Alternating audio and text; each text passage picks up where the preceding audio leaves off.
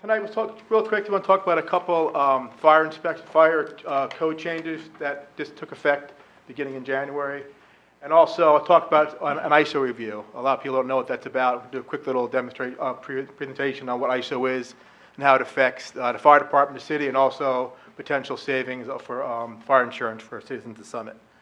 So real quick, Summit Fire Department is a 32-member career department. We have 12 volunteers. We work on a 4-platoon system.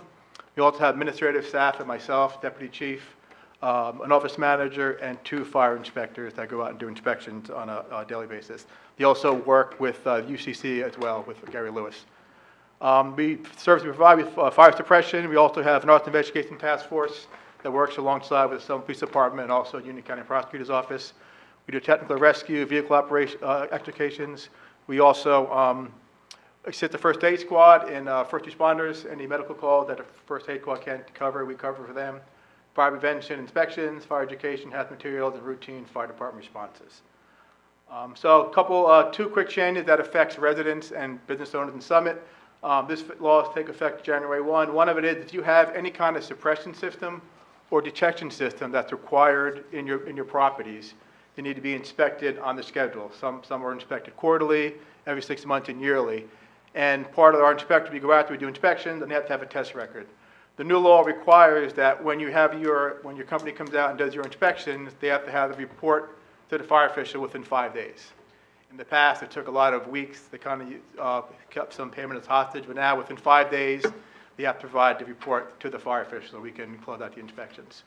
Another new change is pertains to standalone smoke detectors. If you're not on a monitored system, if they're not hardwired, if it's a standalone smoke detector, they're doing away with the 9-volt batteries. Right? So as of January 1st, if you have a 9-volt battery in your business, you have to replace them with a 10-year concealed unit. It's a 10-year smoke detector. The battery's concealed. After 10 years, you dispose of the unit and you replace it. If you're a homeowner, it doesn't apply to you unless you are going for a CO. If you sell your house, you need a CO, and that's done through the construction office. Then it'll require you to swap out your detectors, get rid of the 9 volts, and go to the new First Alert or whatever the company is for the 10-year concealed battery units. So real quick, so the main presentation is on ISO, and what ISO is called the Insurance Service Office. Every 5 years, the City of Summit and the Fire Department is looked at what fire suppression capabilities we provide to the city based upon a bunch of risk factors within each community. Every community is a little different, so the factors are different. And basically what it is, it's an independent company that serves insurance companies, fire department communities, and looks at specific risks in each community. They collect this data through all communities throughout the United States, and the ISO program is 4 factors that they rate your community on based upon some criteria like the National Fire Protection Agency, NFPA, and the American Water Works Association. They take all these factors, they come up with something that's called the fire scoring rating, and after they do this fire score rating, you get an ISO score for your particular community. So real quick, this is what it looks like, the scoring. Just to go in category 1 through 8, as long as you have a fire department in your town, you have your water supply and accredited dispatch center, you will fall in either 1 through 8. Number 1 being the best possible score, and number 8 being the lowest. 9 and 10 are recognized, which pretty much means you have no fire protection, no water in your town. And you stand on rates based upon how efficient your department is and how much water you have. So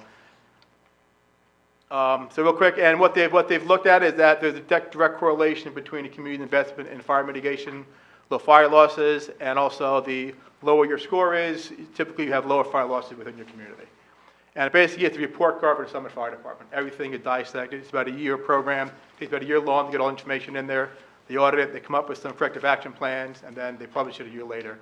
This just took effect January 1 of 2019 on your rating. So real quick, how it's broken down to it, there is 4 categories. First one is emergency communications. It stands for 10% of the score. They look at emergency reporting, how emergencies are brought into the dispatch center, to the fire department. Telecommunicators, the amount of telecommunicators, how their training is. And dispatch circuits is how the dispatch gets put out to the units in the field from the dispatch center.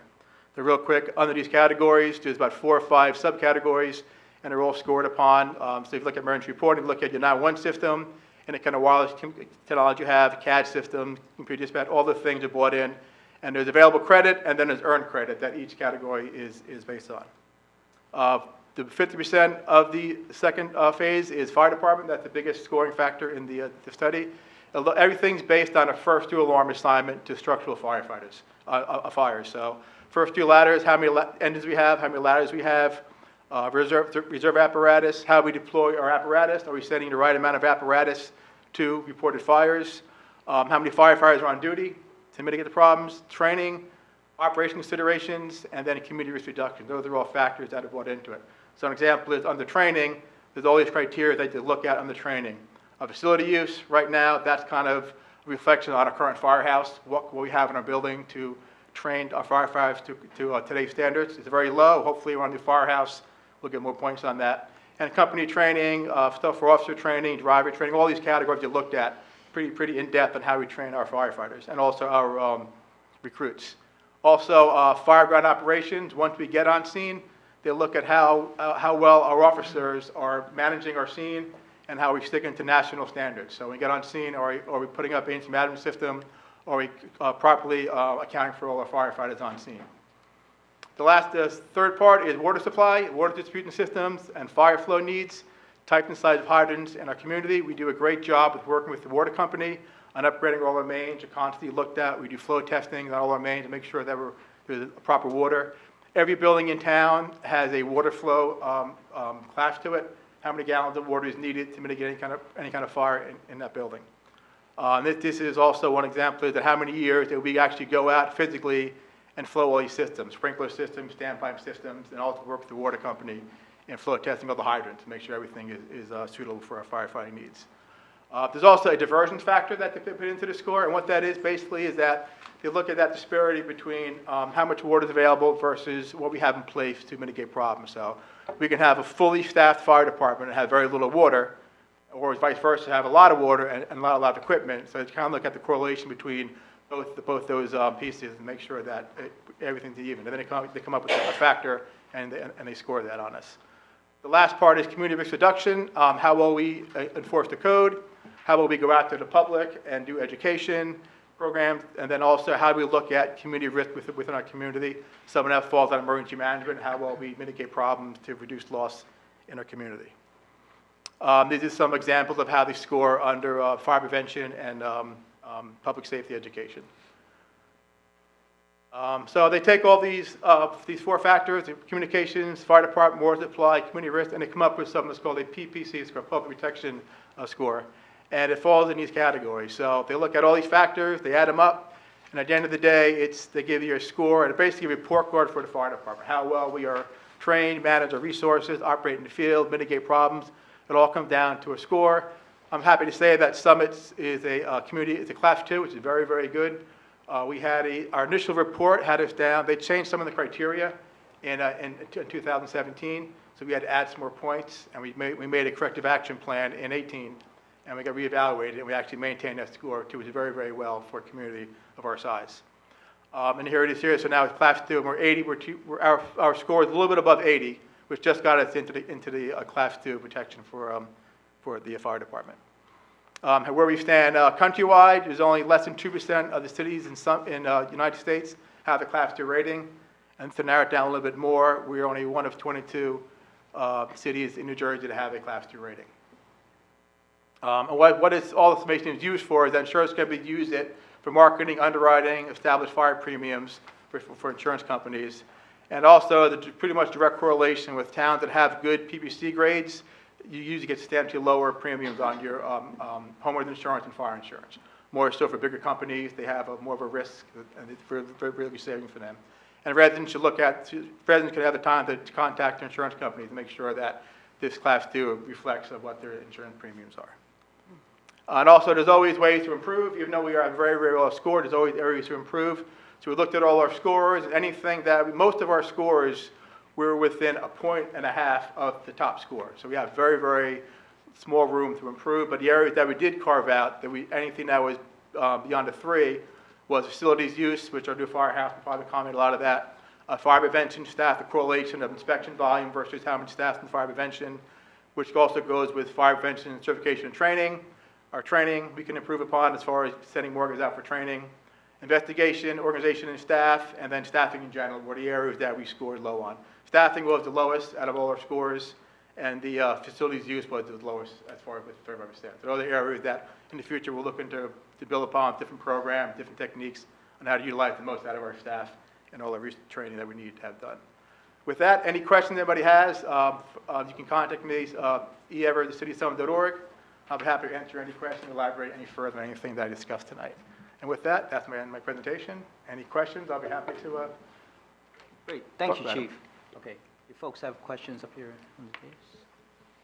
Anybody from the public? I just want to say, I know that when on the Safety Committee in 2017, we talked a lot about the initial report and that you had a long, not long, but you went through with the department and with this company and then did all the action steps to Yeah. improve it. So you were hoping to get to this better number, and I'm glad you did. We did, yeah. Our initial score took us down to a 3. Right. And then they typically come in a year before, they audit you, and they give you an opportunity to have a correction action plan. We did that. We increased our staffing, minimum staffing 5 to 6. We also increased some of our training. We also increased a lot of our fire flows inspections out in the field, which the extra body gave us the opportunity to do that. So that alone boosted us back up to a 2. Thank you. So what was our score last year, though? It was a 2. It was a 2. Before that, and every 5 years we got audited. So before that, we were a 3.9. We went to a 2, and then when we got audited in 17, they made some criteria changes, and it was built, instead of 100 points, it went to 105 points. Got it. And they made some correlation between how far we burn nowadays, so they made some of the scoring more, a little harder to get, so we had to do a little bit of adjusting, so. And a lot of it had to do with our operations and how we deploy resources and staffing and water supply needs, so. In those areas, we kind of looked at it, kind of, improved on some of those areas. Do like for residents, right, you said that for residents, having a 2 has a potential impact on their homeowners' Yeah. premium, right? Do insurance companies automatically get notification about the fire department's ratings, and so it's usually just built in? Sometimes, yeah. Sometimes they do, and some insurance companies won't look at that. They do, but sometimes they won't. And so it's always good to remind your insurance company that you do have a 2 classification. Right. There are a lot of agencies. Not a lot. There are some other ways to rate insurance in the town. This is one of them. So not every insurance company uses this, but it's more used for a bigger industrial where there's a lot of fire loss, a lot of fire risk in the community, more so than residents. But every little bit counts with insurance. And Chief, on our city Facebook page, I mean, not our Facebook page, on our city's website, is how we have that scroll on the bottom of different things. Is this mentioned? Is the fact that we have a 2 rating? It will, yeah. Okay. Yeah. After this presentation, we'll be putting something out this week. We'll do a little press release. We'll also include, there'll be a page from the ISO that says we're a Class 2, and residents can use that page as proof that somebody is a Class 2 in case they need documentation. And that'll all be available on the website. Great, thank you. Great. Okay. All set? Hold on. Are there any members of the public who have any questions for the Chief? Okay, that's it. Good. Thank you, Chief. Appreciate it. Thank you very much. Okay.